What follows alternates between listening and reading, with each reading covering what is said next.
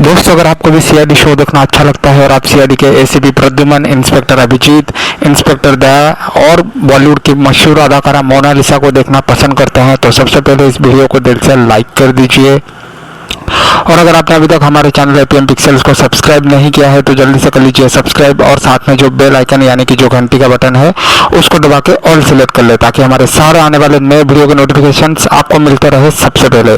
दोस्तों, कोरोना के चक्कर में सारे सीरियल्स और जो बॉलीवुड मूवीज है उसकी जो शूटिंग है उसको रोक दिया गया है।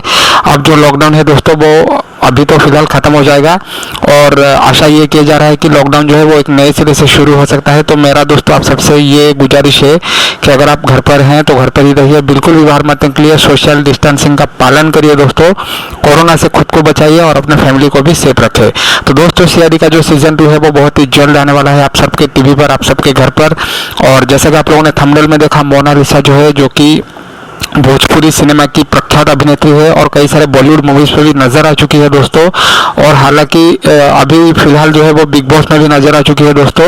वो बहुत ही जल्द आने वाली है सीआईडी के शो में। जी हाँ दोस्तों, भोजपुरी सिनेमा के प्रख्यात अभिनेत्री जो है मोनालिसा वो सीआईडी के सीजन 2 में दिखने वाली है और उनकी नई मूवी की प्रमोशन के लिए दोस्तों वो आ रही है, ऐसा सुनने में आया है। एक स्पेशल एपिसोड बनाया जाएगा दोस्तों जिसमें मोनालिसा जो है वो सीआईडी के सीजन 2 में आएंगी एक एपिसोड में, जिसमें उन पर हमला होगा और उनको किडनैप कर लिया जाएगा। जी हाँ दोस्तों, सीआईडी की टीम कैसे मिलकर मोनालिसा को किडनैपर के चंगुल से छुड़ाती है और आखिर में मोनालिसा जो है अपनी मूवी के बारे में कुछ बताएंगी और अपनी मूवी के प्रमोशन करेंगी। तो जो ये जो न्यूज़ है दोस्तों आज निकल के सामने आया है।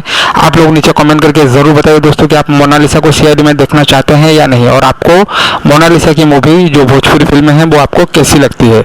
आप नीचे कमेंट करके ज़रूर बताइए दोस्तों। मैं मिलता हूँ आप सबसे नेक्स्ट वीडियो में।